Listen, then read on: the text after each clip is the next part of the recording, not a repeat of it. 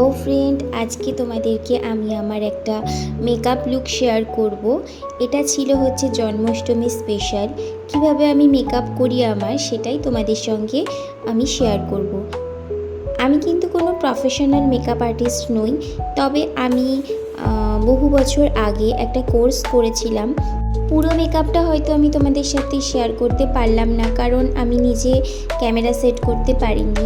প্রথমেই আমি নিজের মুখটাকে ভালো করে ক্লিন করে নিয়েছিলাম, আর তারপর দিয়েছিলাম একটা ময়শ্চারাইজার মাখার পর দিয়েছিলাম একটা প্রাইমার। তো প্রাইমারটা আমি যে কোনো মেকআপের আগে, মানে যদি হেভি মেকআপ হয় সেক্ষেত্রে আমি কিন্তু প্রাইমারটা আগে একটু ইউজ করে নিই। আর আমি প্রাইমার ইউজ করি মেবলিনের। তো প্রাইমারটা ইউজ করার পর আমি কন্ট্রোল ইউজ করেছিলাম, যেটা অরেঞ্জ, যেমন আমার চোখের নিচে কালি রয়েছে।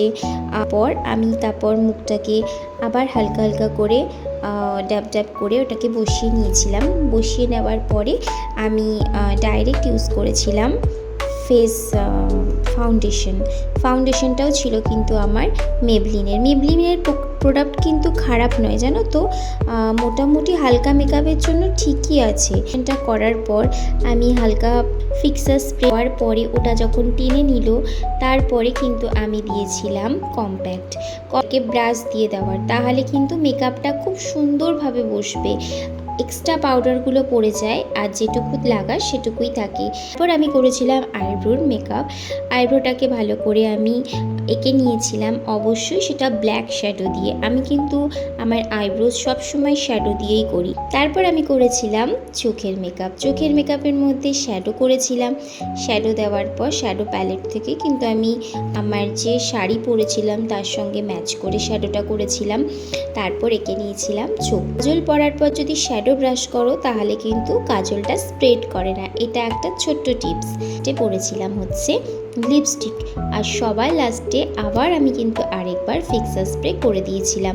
তারপর চুলটাকে আমি কার্ল করে নিয়েছিলাম, করে যেরকম আমার পছন্দ সেরকম সেট করেছিলাম। সবার লাস্টে পরেছিলাম জুয়েলারি আর শাড়ি। তো আমার লাস্ট লুকটা তোমরা হয়তো দেখতে পাওনি, মানে আমি বাড়িতে যেটা পরি তার ওপরেই সেজেছিলাম। একদম লাস্টের লুকটা তোমাদের সাথে আমি ফটোতে শেয়ার করে দেবো। যদি ভালো লাগে তবে অবশ্যই একটা লাইক কমেন্ট করো, আর শেয়ার করে দিও বাকি সবাইকে দেখার জন্য। ভালো থেকো, টাটা।